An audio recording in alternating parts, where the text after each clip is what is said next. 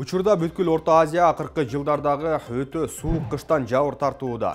Ушул убакка чейин Бишкекте күндүн температурасы -10-15 градустан жылыбай келсе, түнкүсүн 25 градус суукка чейин жетип жатты. Өзгөчө Кырдаалдар министрлиги боло турган бул суук күндөр тууралуу алдын ала маалымат берип, автоунаа, энергетика жана коммуналдык кызматтардын иши бир топ оорлошо турганын айткан.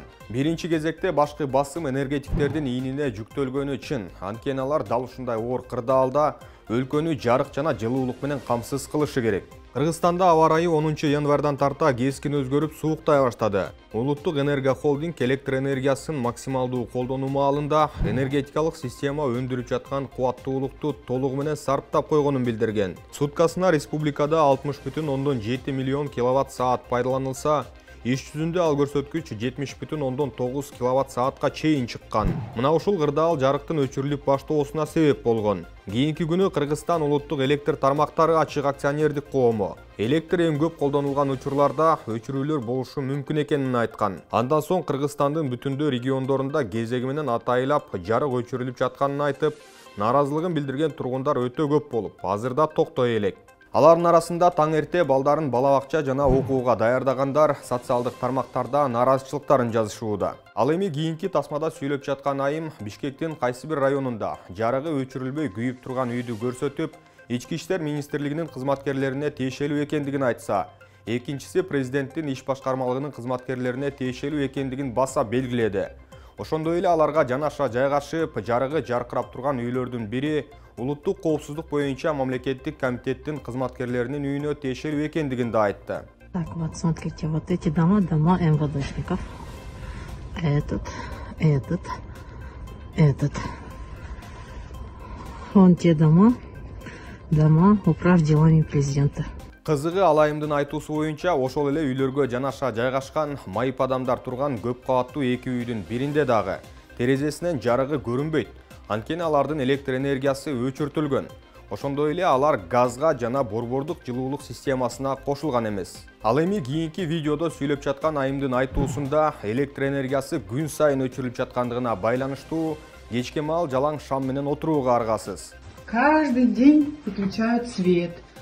Мы вот так вот сидим при свечах.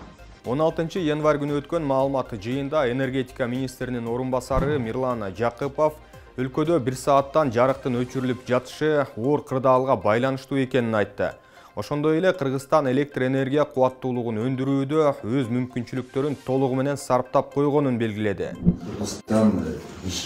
Бишкек жылуулук борборунун кубаттуулугу ушул күндөрү 350 мегаватт болуп келе жатат. Бул туруктуу деп эсептелет. Токтогу суу сактагычында 10 миллиард 350 миллион куб суу бар. Ушул күндөрү суунун корошу суткасына 70 миллион кубтан ашып жатты деп билдирди Мирлан Жакыпов.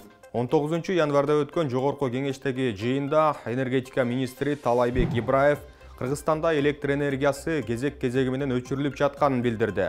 Мында кырдаал күндүн жылымайынча улана бере тургандыгын да кошумчалады. Бизде кошумча генерацияга мүмкүнчүлүктөр жок. Өчүрүүлөрдүн графигин жергиликтүү бийлик өкүлдөрүнө берип, алардын сайттарына илип койдук. Бизде күзгү кышкы мезгилге даярдык учурунда эле өчүрүүлөрдүн графиги бар болчу, деди ал. Жогорку кеңештин депутаты Мирлан Самыйкожо энергетика министринен жарандарга өчүрүүлөр боюнча графикти берип коюусун өтүнгөндө, министр мында өчүрүүлөр пландуу эмес деген. Болгону кечке маал бир убакта бардык абоненттер колдонуп жаткандыгына байланыштуу трансформаторлорго күч келип жаткандыгын жана алар иштен чыгып жатканын белгиледи. Ошол подстанциянын, биздин мекемеден подстанциянын алыстыгына жараша болуп атат да, өзүңөр көрүп атасыңар, азыр машина менен жеткенге кээ бир жерлерде алысыраак болуп калып атат. Ошол ылайыктуу 1 саат, 1,5 саатта мен ойлойм эч кандай отопление тоңбойт депчи. Бул жолу менен мындан 1 жума мурун мамлекеттик кыргыз көмүр ишканасы паспорты жана жашаган жери тууралуу маалымат менен келген жарандарга көмүрдүн тоннасын 4000 сомдон сатарын жарыялаган. Бирок журналисттер андай кампалардын бирине барганда көмүрдүн түгөнүп калганын жана нааразы болгон жарандарды гана көрүштү. Бар эле бар болчу. Азыр гана бияка келип алыш, биякта 5,5 деп атпы? Вроде бы көмүр келип атат, тегинан түшүп атат. 5000 десе деле өлтүрбөйт кана. Телевизордон чиновниктер кыйкырып атат го, мына алгыла көмүр бар деп. Күзгү кышкы жылуулук сезонуна даярдык көрүү мезгилинде өкмөт тарабынан берилген маалыматта бул сезонго 1,5 миллион тонна көмүр сарпталары айтылган. Кыш мезгилинде кара алтындын тартыштыгы болбой турганы белгиленген эле. Энергетика тармагындагы серепчилердин бири Мырзатай Султаналиевдин айтымында өкмөт эл менен ачык сүйлөшүп, бардыгын туура түшүндүрүүсү керек. Антпесе жыл сайын элдин керектөөсү өсүп, аларды камсыз кылуу оор болуп баратат. Бул кырдаал жылдан жылга кайталана берет. Анткени биз 30 жылдан бери бир дагы генерация кура алган жокпуз. Ал убактан бери элдин электр энергияга болгон талабы өстү. Бүгүнкү күндө биздеги кубаттуулук болжолу менен суткасына 3,5 миң мегаватт көлөмдү чыгара алат. Бирок азыр элдин талабы андан ашык болгондуктан энергетиктер өчүрүүгө аргасыз болуп жатышат. 3500 мегаваттык кубаттуулук суткасына максимум 77-80 миллион киловатт саатка чейин бере алат. Элдин керектөөсү андан ашып кете турган болсо, айласыздан өчүрүүгө туура келет. Энергетиктер ар бир нерсени өз аты менен аташы керек эле. Өчүрүүлөр болбойт деп айтканы туура эмес болгон. Өлкөдөгү бул оор маселе 2-3 жылдын ичинде чечилбейт. Жок дегенде 500 мегаваттык станция кургандан кийин чечүүгө мүмкүн болот. Ошондой эле анын айтымында климаттык катаал шарт боло бере турган болсо, элдин талабы да ага жараша өсүп, абал курчуй берет. Айтылып жаткан шамал, күн электр станциялары керектүү көлөмдө кубаттуулукту бере албайт. Кыш мезгилинде талап кылган электр энергиясын жагыш үчүн жок дегенде 500 мегаваттык станция куруш керек. Чакан ГЭСтер да чече албайт. Ал эми чоң ГЭСтерди курууга жок дегенде 4-5 жыл талап кылынат. Бүгүнкү күндө Кыргызстандагы электр энергиясынын тарифинин баасы өтө төмөн. Элге жага тургандай 1 киловатт саатка 77 тыйындан болуп жатканын дагы айтты. Электр энергиясын өндүрүүнүн өздүк наркы 1 сом 70 тыйын болуп, биз 1 сомго арзан сатып жатабыз. Эгерде ушул тарифти жок дегенде 1 сом 70 тыйындан кыла турган болсо, ГЭС курууга кызыктар болгон инвесторлор да келмек. Алар канча убакта куруп бүтөрүн, канча убакта өзүн актай турганын эсептеп алышмак.